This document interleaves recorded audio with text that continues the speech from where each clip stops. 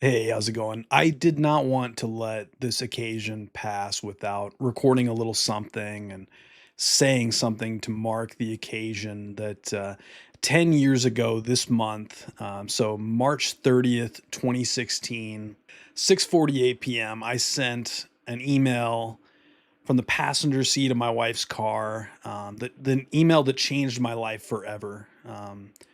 In terms of my career path, my sort of sense of purpose, and my journey and growth as sort of a writer, artist. So 10 years ago this month, I was riding in the car on the way to go to my parents' house to have dinner, I think, with some family, and I saw a tweet. A call for freelance news writers from a guy named Chris Priestman for a now defunct site called Kill Screen, which they used to cover a lot of like small, cool indie games. And they had a lot of really talented, sort of hip writers blogging for them about the medium of games and play and culture and how those things intersected with film and art and music. And the people that wrote for that site, Kill Screen, they've gone on to, work at YouTube or work on Disco Elysium or like be like renowned journalists at like every publication you can imagine. So Kill Screen was like a cool little think tank with a lot of underpaid writers doing cool things. And I saw this tweet looking for freelancers. Okay, and I rattled off a quick email to express my interest. I was eager to get into games writing because basically my goal at that time was that one day I wanted to write a book for this small boutique publisher out of LA called Boss Fight Books.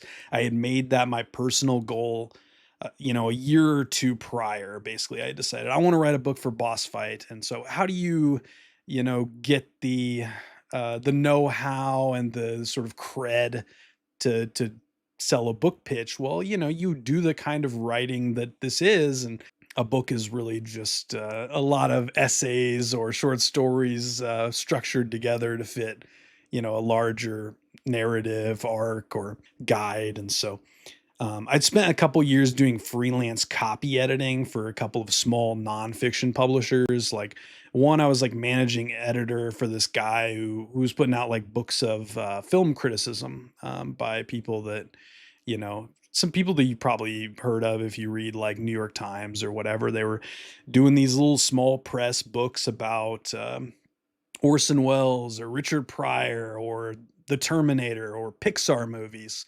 And I was the guy copy editing and typesetting those books for, I don't know, 2 years or a year and a half, whatever it was.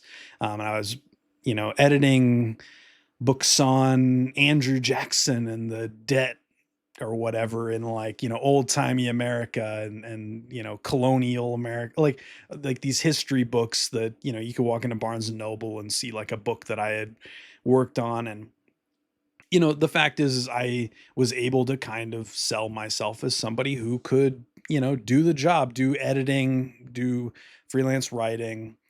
And of course, like in the years leading up to that, I was like a professional writer since like 2011, like publishing short stories and essays in college. But like to actually get that job of like, I want to write about video games for a living and do it for 10 years or whatever.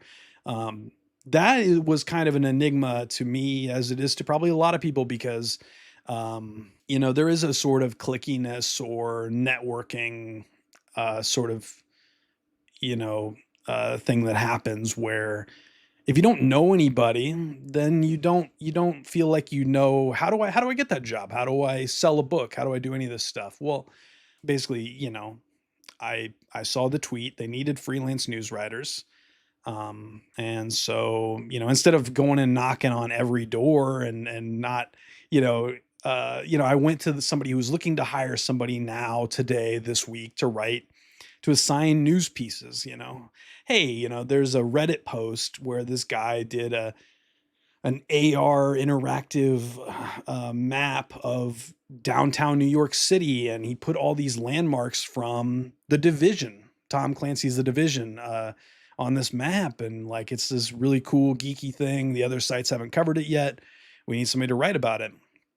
or we want somebody to interview the guys who are doing that new VR game, or this little sort of interactive museum installation, or what have you, or this composer, or that artist in games or whatever. So I sent the email that changed my life. I've got it here, and I sent subject line freelancer slash candidate. I said, "Dear Chris, I'm a longtime reader of Kill Screen with years of experience with writing, editing, and publishing professionally.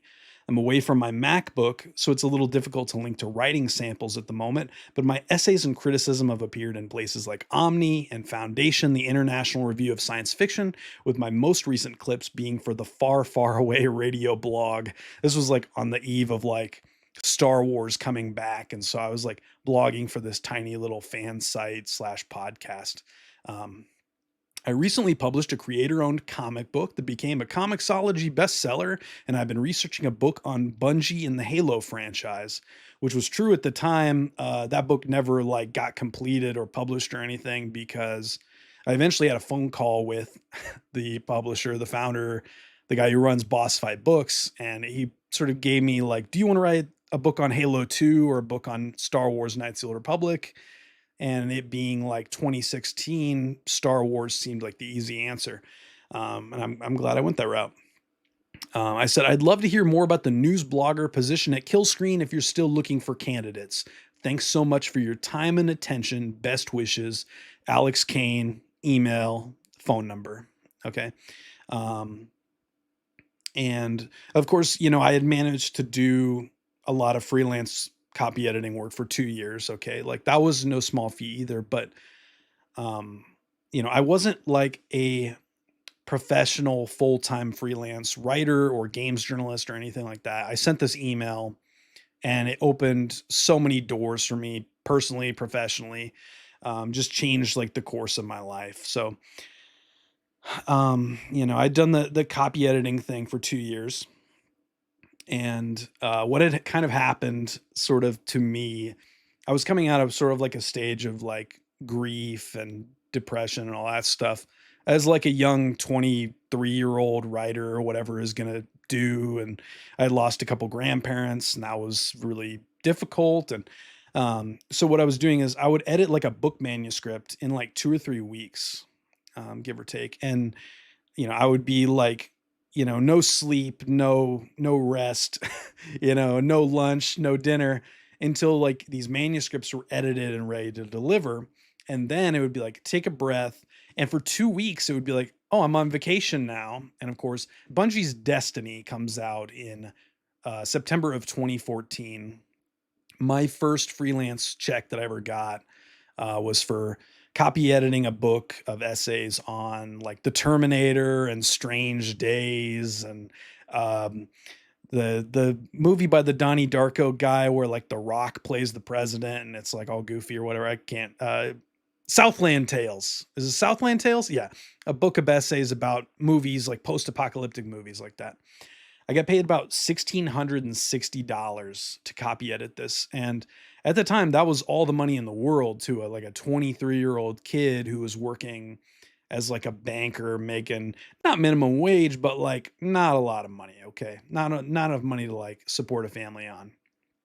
So I took my first freelance check. I went out and bought a Wii U Zelda edition with Wind Waker HD. And then Destiny comes along a few months later and just destroys my life in the best way. So every like 2 weeks or so, or when I get like a project done and delivered to the publisher's satisfaction, all the author's satisfaction, the client's satisfaction, and then it's like, okay, I've got 2 weeks to just do whatever I want because I'm my own boss, and um, yeah, the cost of living, and my wife was working full time, and we could make that work, and I was getting paid more money than I'd ever seen before, 2,000 bucks a pop to edit these, history books or whatever. And I would just play Destiny like crazy, and it unlocked all these doors in my memory of like being a kid and playing Star Wars Knights of the Old Republic, playing Halo 2 with my buddies, all these like video games that had meant a lot to me. And of course, it led me to want to write about games. Like, of course, and it was weird because like age 19 or 22, I thought like I wanted to be the next Stephen King or William Gibson or whatever. I never intended to be a journalist or commerce writer or games writer. Um, but like stuff just sort of happened where, in college or right after college, I wrote a couple of short tie-in fiction stories for like an MMO that launched around 2011 or so. This browser-based like MMO strategy game, like sci-fi thing. And I wrote a couple short stories for that, and it was just like my path went from like science fiction and horror to like maybe I want to write about video games or write video games and things like that.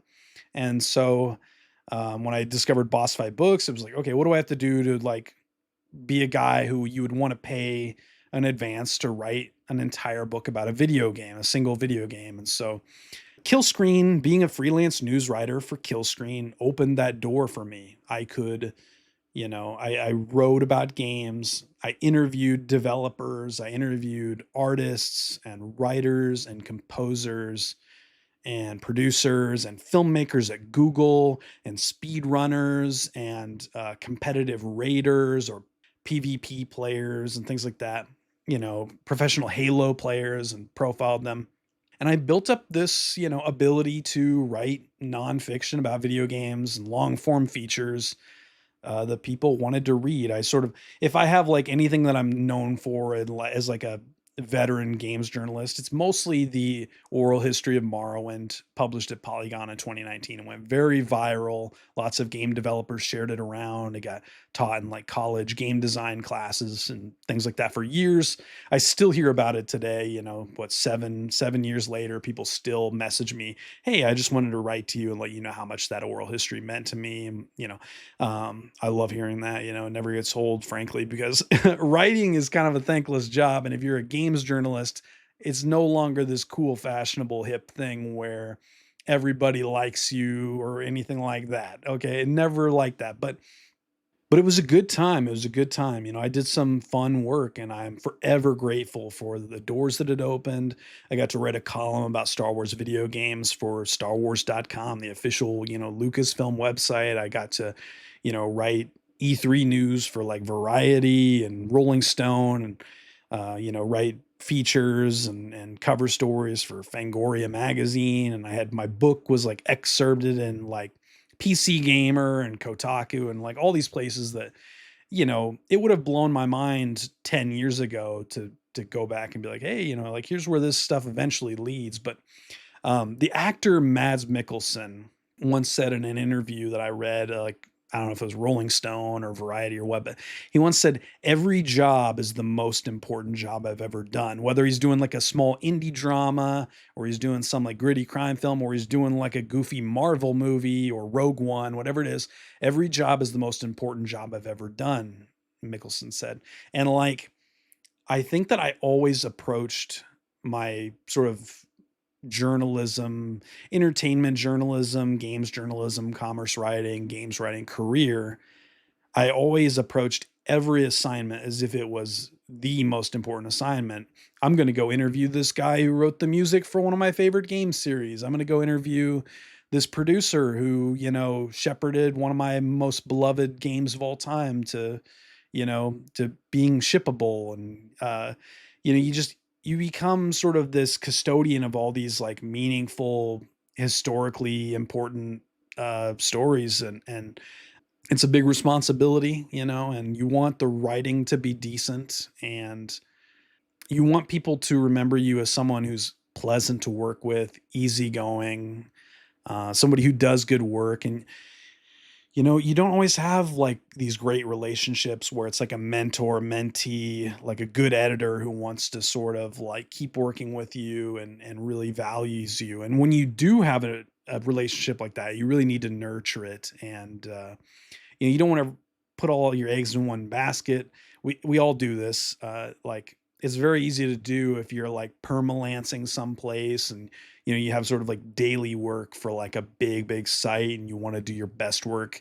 It's very easy to put all your eggs in that basket. But all these opportunities are rare. They were rare 10 years ago. Today, It's not impossible to make a living as like a games journalist or pop culture writer. I want these video series. If I do videos like this and put them on YouTube, it's because like from the bottom of my heart, I want to help people.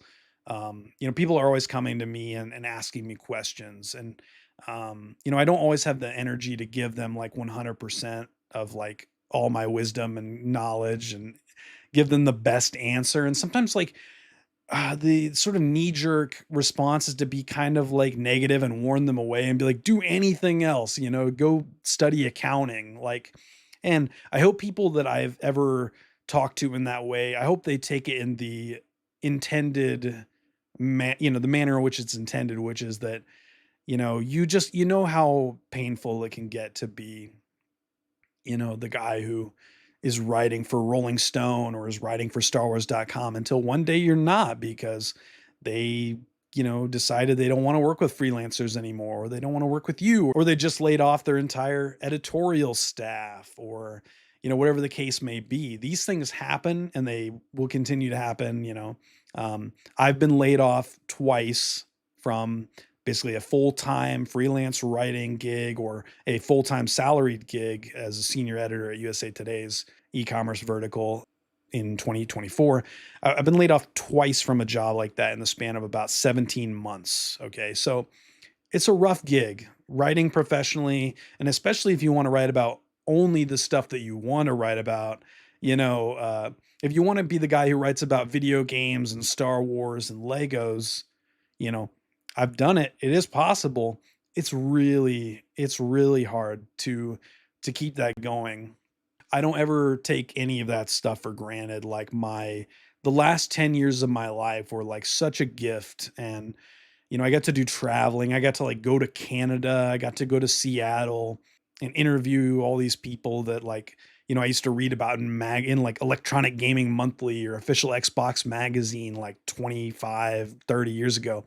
And I got to sit in their office and interview them about their newest games or the future or their long storied careers and things like that. And sometimes it was like on Polygon's dime or on Rolling Stone's dime or on Activision's dime. And I don't take a second of that for granted, but I wanted you guys to have access to this email that I sent March 30th, 2016 at almost 7 p.m. in the car from my little Windows smartphone with the Cortana app on it at, on the way to have dinner. I sent that email, typed it up on my phone, and hit send without any clips linked in it. Just purely like, I'm going to sell myself to the best of my ability. I'm going to project confidence. I'm going to say, I'm going to be, friendly, sincere, enthusiastic, and just honest and genuine, and hope that you know I get an email back, and it went well. It was like Chris reached out 5 or so days later, so it was like April 4th or so. He reached out. We started doing some paperwork, getting that filled out. He sent me an assignment about 8 or 9 a.m. on like April 6th, so like almost a week later or a week later. I wrote the assignment up that afternoon, sent it to him at like 2:30 p.m. or whatever. And he loved it. He said like, it's lyrical, but it's short and it gets the information across. And you worked in some observations about the game and it all kind of makes sense, and it sounds like a kill screen article. And he was happy, and it grew into me doing features for their VR blog or their esports vertical. I met some amazing lifelong, colleagues, friends. It was like the experience of a lifetime. It was the perfect boot camp. The people who did the art for my articles have gone on to do art for like, or make entire games like Citizen Sleeper, or do make policy decisions at Google, or write the book that is like by Ninja. Ninja had that book of like get good at gaming, get good, or whatever. Like that was ghost written by like the guy who was my editor at Killscreen's esports site. And it was a wild time. And, those clips led me to get work at Rolling Stone. And those clips got me work at StarWars.com. And that got me a book deal. I signed a book deal later that same year, like October of 2016. And, by age 29, I had a book out and it was getting good reviews from like places like, Paste Magazine and Unwinnable Monthly, like these sort of small hip gaming blogs. Were reading the book and digging it. And I managed to make a living this way for 10 years. And I feel like, having just gotten laid off, like February 27th, I think of, so last month, about not quite a month ago, I feel like I'm entering this new phase in my life where I probably don't have it in me to keep that up. I feel like 10 years was a great run. And here I am sort of pivoting to video, obviously a little bit to some extent anyway, and trying things like streaming and doing more like sort of creative work. I haven't done a ton of like fiction and screenwriting the last 5-10 years as much as I would have liked to, but I think that I have a lot of valuable memories and insights. And sometimes I've still got the receipts, I've still got the emails. Like in this case, I didn't expect to find this email, but I did, and I'm glad that I found it. um, Chris was a great editor. We haven't really kept in touch the way I have with some of my other editors from back then, but he's a game developer working on stuff like Disco Elysium. And like it's crazy, like the paths that these people have gone on. And I often felt like the dumbest, least talented guy in the room when I was writing for some of these sites and working with some of these people. But I learned so much from them. And I wouldn't have been able to write a book and publish a book. I wouldn't have been able to write for Disney and Rolling Stone and Variety, all these places. I wouldn't have been able to do any of that without the things I learned at Kill Screen, thanks to this email that I typed up on my phone 10 years ago. And so I'm very grateful to Chris Priestman and everybody who, ever like took a chance on me. And I hope that you will,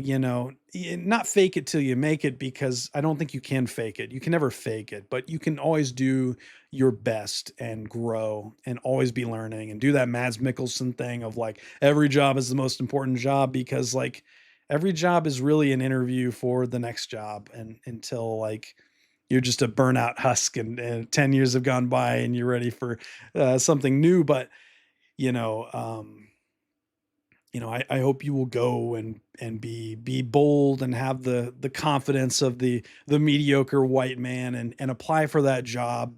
Write that email, send that resume, that short story. um, I've been doing it since I was a kid in college. And once in a while you do something good and you get lucky, or you meet the right people who will later introduce you and say like, oh, I don't have time to write about Halo Wars 2, but I know this big Halo nerd that you should talk to. His name's Alex. And like, to have a career that lasted a decade, sort of writing about video games and pop culture for a living, it's due to a lot of things. But like, you just have to go put yourself out there and do great work. Ideally, do your best work, the best work you can, and just be kind to people, be pleasant to work with. But you have to send that email, or none of it's ever going to happen. So best of luck to all of you, and thanks for indulging me here. Have a good one.